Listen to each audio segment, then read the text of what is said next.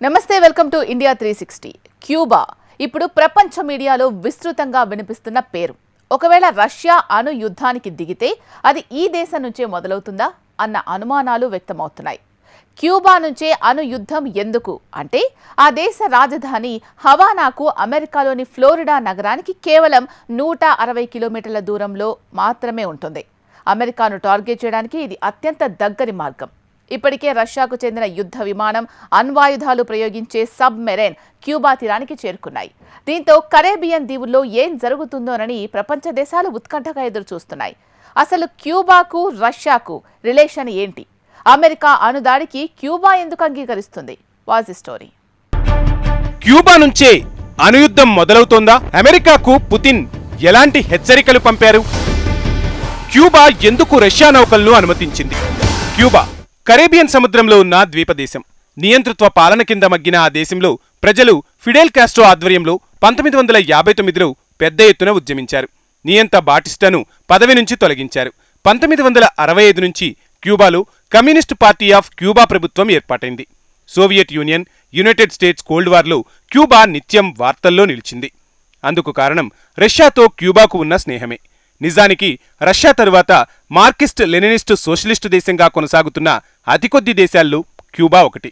Cold war కారణంగా Soviet యూనియన్తో ఉన్న సన్నిహిత సంబంధాలు క్యూబా సంస్కృతి మీద గణనీయమైన ప్రభావం చూపాయి. ఈ కరేబియన్ దేశ ఆర్థిక రంగానికి చక్కెర, పొగాకు, కాఫీ పరిశ్రమలు కీలకంగా మారాయి.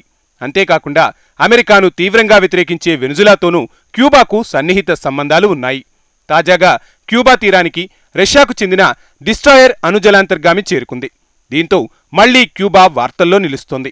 ఒకవైపు ఇటలీలో G7 నేతలు సమావేశమవుతున్నారు. అదే సమయంలో అమెరికా ముంగిట్లోకి రష్యాకు చెందిన డిస్ట్రాయర్ జలాంతర్గామి హవానా తీరానికి చేరుకోవడం ప్రాధాన్యం సంతరించుకుంది. ప్రపంచంలోని డిస్ట్రాయర్లలోనే శక్తివంతమైనది అడ్మిరల్ గోర్ష్కోవ్. దీనికి క్యాలిబర్ క్రూయిజ్, జెర్కన్ హైపర్సోనిక్, ఓవిక్స్ యాంటీ షిప్ మిసైళ్లు జత చేయబడ్డాయి. డిస్ట్రాయర్తో పాటు ఓ టగోబోట్ చమురు నౌక తాజాగా హవానా పోర్టుకు చేరుకున్నాయి. ఇక క్యూబాపై 1958 నుంచి యునైటెడ్ స్టేట్స్ ఆంక్షలు విధించింది. అంటే 56 ఏళ్లుగా అమెరికా ఆంక్షలతో క్యూబా అల్లాడుతుంది. ఆధునిక కాలంలో ఇంత సుదీర్ఘమైన ఆంక్షలను ఎదుర్కొంటున్న ఏకైక దేశం క్యూబానే. సో సింపుల్గా చెప్పాలంటే అమెరికా క్యూబా మధ్య సత్సంబంధాలు లేవని చెప్పడం సబబు.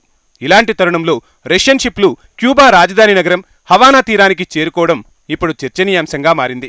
క్యూబాకు రష్యన్ నౌకలు చేరుకోవడం ఒక రకంగా అధ్యక్షుడు వ్లాదిమిర్ పుతిన్ సిగ్నల్ ఇచ్చారు. అమెరికాపై ఏ క్షణంలోనైనా దాడికి మేం సిద్ధమని పుతిన్ చెప్పకనే చెప్పారు. నిజానికి డిస్ట్రాయర్ పెద్ద సమస్య కాదు. అసలైన పుతిన్ హెచ్చరిక మరొకటి ఉంది. సంగనీటి మునిగి క్యూబా రష్యా నౌకాదళ జెండాలతో గాలిలో రెపరెపలాడుతున్నాయి. డైక్ మీద సైనికుల బృందం ఉంది. అదే రష్యన్ అణుజలాంతర్గామి. దాని పేరు కజాన్. రష్యా జలాంతర్గామికి వాటర్ కెనాన్లు సెల్యూట్తో క్యూబా స్వాగతం పలికింది. హవానా నివాసితులు తీరానికి క్యూ కట్టారు. ప్రత్యేకించి జలాంతర్గామిని చూసేందుకు పెద్ద ఎత్తున ప్రజలు తరలివచ్చారు. జలాంతర్గామిని చూడడంతో చెప్పలేని ఆనందం కలిగిందని స్థానికులు వెల్లడించారు. తాము జలాంతర్గామి ఫోటోలను కూడా తీసుకున్నామని తెలిపారు. హవానా తీరంలో ఇప్పటివరకు తాము సబ్మెరైన్ను చూడలేదని వెల్లడించారు. ఇలాంటి పెద్ద షిప్ను ఇప్పటివరకు చూడలేదని డిస్ట్రాయర్ను చూసిన వారు చెప్పారు. ఈ యుద్ధ నౌక జలాంతర్గామి రావడంతో క్యూబన్లు ఆకర్షితులయ్యారు. క్యూబన్ల దృష్టిని ఆకర్షించడానికి వీటిని పుతిన్ హవానాకు పంపలేదు. సింపుల్గా చెప్పాలంటే క్యూబా నుంచి 160 కిలోమీటర్ల దూరంలోని టార్గెట్ కోసం వాటిని పంపారు. అంటే సరిగ్గా అక్కడి నుంచే అమెరికాకు చెందిన నగరం ఫ్లోరిడా ప్రారంభమవుతుంది. అంటే అమెరికాను టార్గెట్ చేయడానికే పుతిన్ యుద్ధ నౌకలు, జలాంతర్గామిని రష్యా అధ్యక్షుడు పంపారన్నమాట. నిజానికి రష్యాను అమెరికా రెచ్చగొట్టింది. లాంగ్ రేంజ్ మిసైళ్లతో రష్యన్ భూభాగంలో దాడి చేసేందుకు ఉక్రెయిన్కు అనుమతించింది. నిజానికి ఉక్రెయిన్కు పెద్ద ఎత్తున అమెరికా ఆయుధాలిచ్చింది. కానీ మిసైళ్ల విషయంలో మాత్రం స్వల్పశ్రేణి తరహాలోకి మాత్రమే ఇచ్చింది. అంటే కేవలం రష్యా దాడిని అడ్డుకునేందుకు వాటిని ఇచ్చింది. అయితే ఇప్పుడు ఉక్రెయిన్ యుద్ధంలో రష్యా పైచేయి సాధించింది. ఈశాన్య ఉక్రెయిన్లోని కర్కివ్ ప్రాంతంపై పెద్ద ఎత్తున దాడులు చేస్తోంది. రష్యన్ భూభాగంలో నుంచి మిసైళ్లు, డ్రోన్లతో ఉక్రెయిన్పై బాంబుల మోత మోగిస్తోంది. అయితే రష్యాను అడ్డుకోవాలంటే ఆ దేశ భూభాగంలోని లక్ష్యాలను ధ్వంసం చేయాలని ఉక్రెయిన్ చెబుతోంది. దీంతో రష్యా భూభాగంలో లక్ష్యాలను దాడి చేసేందుకు అమెరికా, మిత్రదేశాలు అనుమతిచ్చాయి. ఈ విషయమే పుతిన్ ఆగ్రహానికి కారణమైంది. అమెరికా మిత్రదేశాలు తమ ఆయుధాలతో ఉక్రెయిన్ నుంచి దాడి చేస్తున్నట్టు పుతిన్ మండిపడ్డారు. ఇది యుద్ధ తీవ్రతను మరింత పెంచేలా ఉందని విమర్శించారు. దీన్ని ఆపకపోతే తాను కూడా మిత్రదేశాలకు ఆయుధాలను ఇచ్చి దాడి చేస్తానని తీవ్రస్థాయిలో హెచ్చరించారు. అయితే ఈ విషయాన్ని పాశ్చాత్య దేశాలు లైట్గా తీసుకున్నాయి. అదే సమయంలో యుద్ధనౌకను అణుజలాంతర్గామి క్యూబాకు చేరుకోవడంతో పుతిన్ అన్నంత పని చేస్తాడా అన్న ఆందోళనలు వ్యక్తమవుతున్నాయి.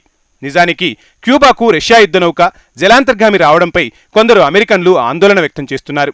ఇది మానవాళికి అసహ్యకరమైన పరిణామమని అమెరికన్లు విమర్శిస్తున్నారు. మధ్యలో తామే బలవుతున్నామని, భారీగా మూల్యం చెల్లించుకుంటామని వాపోతున్నారు. ఒక గ్రూప్తో ఇంకో గ్రూప్ కొట్టుకుంటోంది.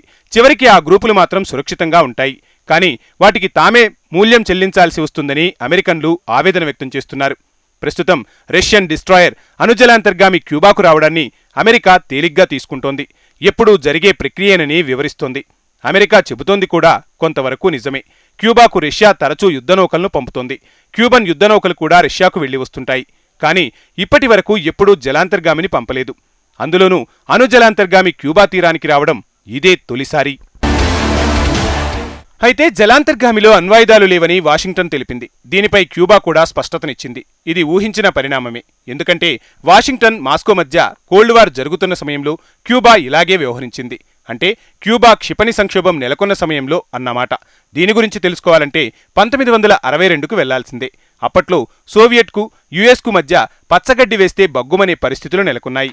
1961లో Italy, టర్కీలో America అణ్వాయుధాలను మోహరించింది. ఇది సోవియట్ యూనియన్ను కవ్వించేందుకు చేపట్టిన చర్య మాత్రమే. అయితే సోవియట్ కూడా తీవ్రంగానే స్పందించింది. క్యూబాకు అణ్వాయుధాలను తరలించి అమెరికాపై ప్రతీకారం తీర్చుకుంది. 1962లో రష్యా అణ్వాయుధాల విషయాన్ని యుఎస్ గూఢాచారి విమానాలు గుర్తించాయి. కానీ వాషింగ్టన్ కానీ, ఇటు సోవియట్ యూనియన్ కానీ దాడికి దిగలేదు. దీనికి బదులుగా క్యూబాను అమెరికా దిగ్బంధించాలని ప్రణాళికలు వేసింది. క్యూబా వైపునకు వాషింగ్టన్ యుద్ధనౌకలను పంపింది. కానీ రష్యన్లు వాటిని అడ్డుకున్నారు. సోవియట్, అమెరికా నౌకలు ఎదురెదురుగా దిగాయి. ఇక ఏ క్షణంలోనైనా అణుయుద్ధం జరుగుతోందని ప్రపంచం తీవ్ర భయాందోళనకు గురైంది. కానీ చివరికి ఇరు వర్గాలు వెనక్కు తగ్గాయి. ఈ ఘటననే క్యూబా క్షిపణుల సంక్షోభంగా పిలుస్తారు. అప్పట్లో అణుయుద్ధానికి క్యూబా ఫ్లాష్ పాయింట్గా మారింది. సో రష్యన్ యుద్ధనౌక అణుజలాంతర్గామి క్యూబాకు చేరడం అసాధారణ విషయమేమీ కాదు. అణుసామర్థ్యమున్న జలాంతర్గామిని పుతిన్ పంపడం డేంజరస్ పరిణామమే. యునైటెడ్ స్టేట్స్కు ఇది భారీ హెచ్చరికే. అమెరికా తీరుపై రష్యన్లలో ఓపిక నశిస్తోంది. దీంతో ఉక్రెయిన్ యుద్ధ విషయంలో ఇక ముందు అమెరికా ఎలాంటి అడుగులు వేయనుంది అన్నదే ఇప్పుడు కీలకమవుతోంది.